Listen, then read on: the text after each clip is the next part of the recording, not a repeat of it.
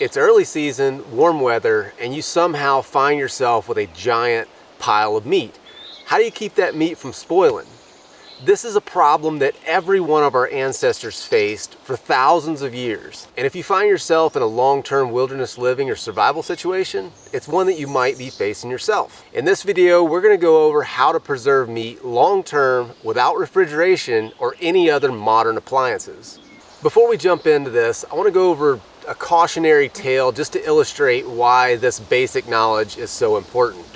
So some of you might recall a young man by the name of Chris McCandless from the book Into the Wild. They also made a movie out of it. Chris found himself in Alaska facing a winter alone. And unfortunately, he ultimately died of starvation, even though just a month or so before he died, he actually killed a moose, which would have yielded hundreds of pounds of fat and meat.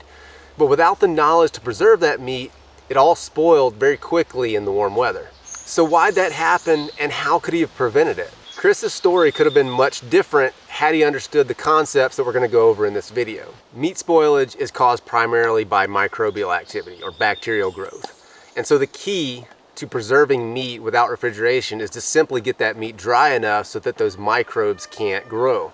Right now we've got perfect conditions for air drying meat. It's warm, it's dry, and it's breezy. In conditions like this, you can simply hang meat out to dry with no salt, no smoke, or anything.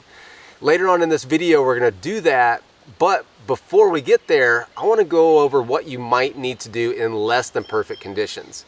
Let's say that you're in a moist environment, or it's cool, but not cold enough to freeze the meat.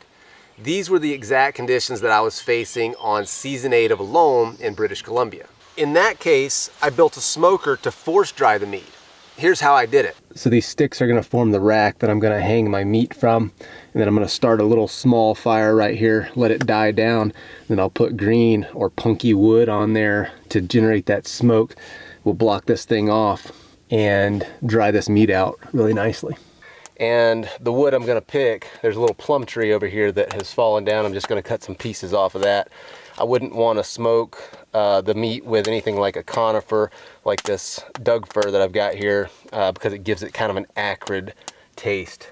All right, so we're about 8 hours in and everything is looking really good. The meat's drying out nicely. It's taking on a nice dark color. And so I'm just gonna keep it going real low and slow like this. And so we want that meat to dry down nice and slow and evenly so that we get a good low moisture content all the way through that stuff. In a smoker like this, depending on how thinly you slice the meat, it might take several days to reduce the moisture level low enough to keep long term. In addition to the drying, the smoke itself can inhibit bacterial growth, helping to preserve the meat. But if the conditions are right, like we have right now, there's a much simpler and easier way to get this done, and all you need is a few sticks. It's also important to know how to properly render the fat for long-term storage, and that's something I'm going to go over in a future video.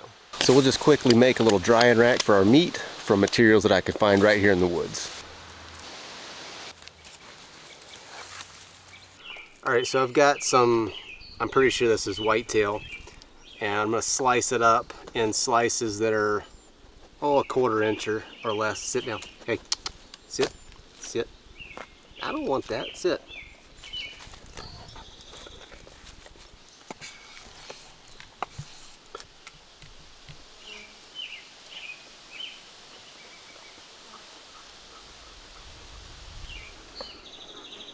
So the most important thing about drying meat is to get that stuff cut thin.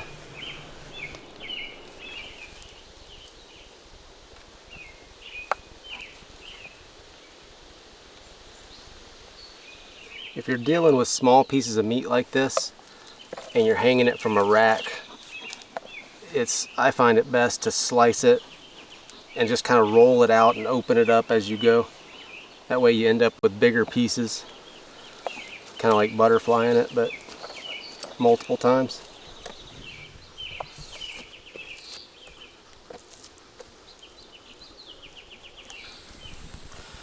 One thing you'll notice about this meat is it's lean. There's no fat. Fat doesn't dry out, and so it'll spoil if you're not careful about trimming it off. there's a different way that we would take care of fat to preserve it long term, called rendering, and that removes all the moisture from the fat. And when it's done properly, its shelf life is pretty much infinite.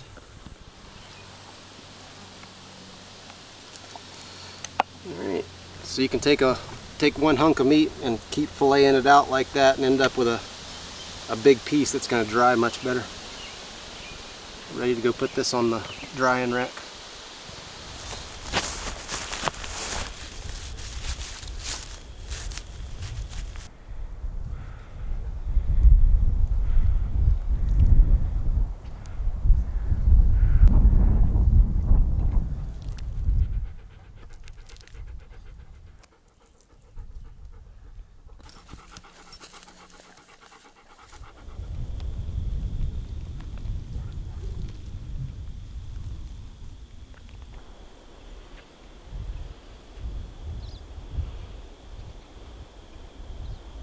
All right, so we've got all our meat hung up.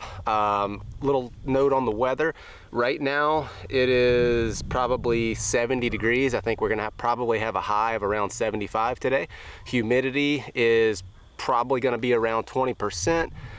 It's 9:30 a.m. and we're just gonna keep an eye on this. I'm gonna set up a time lapse, watch the sun go by, and we're just gonna see how long it takes this meat to dry. So it's about 1 o'clock in the afternoon and the meat is drying really nice. It's got a nice dark kind of dry rind on the outside. I'm just gonna flip it over so some of the stuff that's was on the inside can get exposed. Just gonna kind of spread it out a little bit too. Increase that surface area some. Now there are a few flies buzzing around, but they're not laying eggs.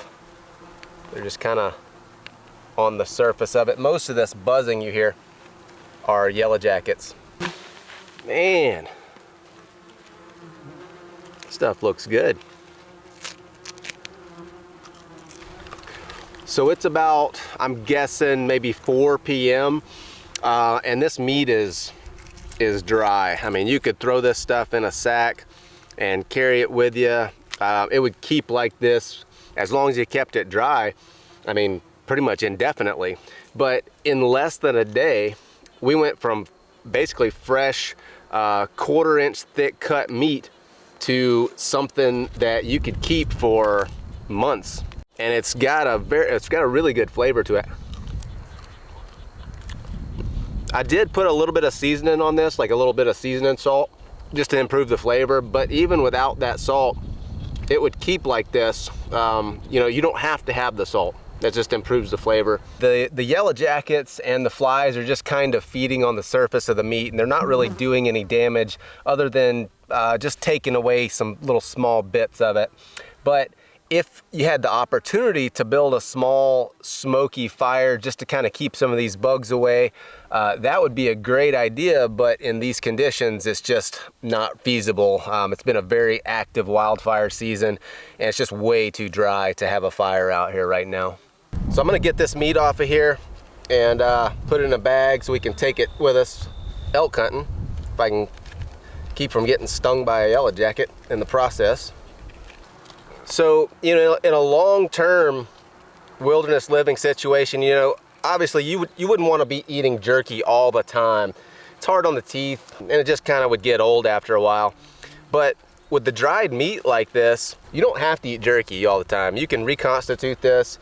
When I was on alone, I would take my jerky and just cut it into small pieces and throw it in my pot and just simmer it with whatever else I found, mushrooms and cranberries and things like that, and have kind of a stew. And if you cook it for a while, just kind of braise it and slow cook it for a while, it you know, tastes like a roast. All right, guys, so I really enjoyed doing this. I've never dried meat in the sun like this without any kind of smoke or additional heat at all, and I was pretty surprised. It worked out better than I expected. In less than a day, even really half a day, it dried out really quickly and made a really nice, flavorful jerky. All right, I'm getting out of here before these yellow jackets carry me away. We'll see y'all next time.